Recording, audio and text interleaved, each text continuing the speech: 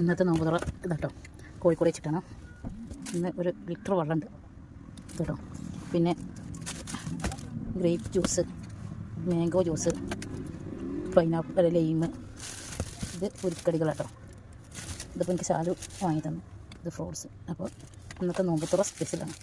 ഇതാണ് ഈ നോമ്പ് തുറയ്ക്ക് പർച്ചേസിങ്ങിന് പോകുന്ന ആൾക്കാർക്ക് അറിയാം ഇതിങ്ങനെയൊക്കെയാണ്, ഇതിൽ ബുദ്ധിമുട്ടുകൾ എന്തൊക്കെയാണ്. പക്ഷേ ഇവിടെ ആയതുകൊണ്ട്, കാലിക്കറ്റ് ആയതുകൊണ്ട് നല്ല റിച്ചാട്ടോ, കണ്ടില്ലേ, നല്ല റിച്ചാണ്. അങ്ങനെ ബാങ്ക് കൊടുക്കാൻ സമയം കൊടുത്തു തുടങ്ങി. ഇപ്പോൾ പെരും മഴ കേട്ടോ. ഞാൻ ഒറ്റയ്ക്ക് ഇവിടെ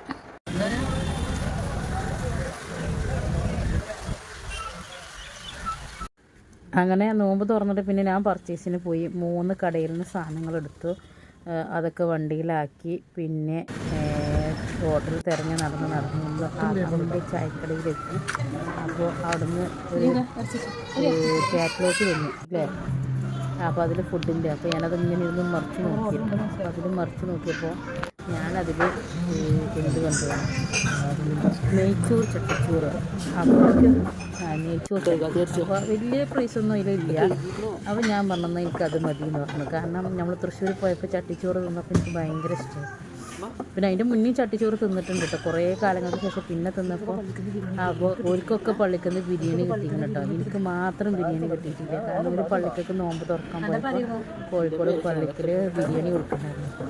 അപ്പോൾ ഓർക്കൊക്കെ അത് കിട്ടി. അപ്പോൾ ഞാനൊരു ചട്ടിച്ചോറ് പറഞ്ഞു. പിന്നെ ഞാൻ ഒരു ഐറ്റം കൂടി പറഞ്ഞിരുന്നു, എന്താണ് പാൽക്കപ്പ. അത് അവിടെ നല്ല ടേസ്റ്റ് ഉണ്ടായിരുന്നു മക്കളെ, നല്ല ടേസ്റ്റ് ഉണ്ടായിരുന്നു. ഞാൻ നോമ്പിൻ്റെ ഉണ്ടാക്കുന്ന വ്ളോഗും കാര്യങ്ങളൊന്നും ഞാൻ ഇടൂലെന്ന് വിചാരിച്ചിരുന്നു. പക്ഷേ ഇതെനിക്ക് ഇടാതിരിക്കാൻ പറ്റണില്ല. അത്രയും ടേസ്റ്റുള്ള നെയ്ച്ചോറ് ചട്ടി തന്നെ. ചാലി ഇറച്ചി ചോറ് പറഞ്ഞു. പിന്നെ നമ്മളെ കൂടെയുള്ള ആൾ പത്തിരിയും ഇതൊക്കെ പറഞ്ഞു കേട്ടോ. അപ്പോൾ ഏതായാലും നല്ല അടിപൊളി ഫുഡ് ആയിരുന്നു കേട്ടോ.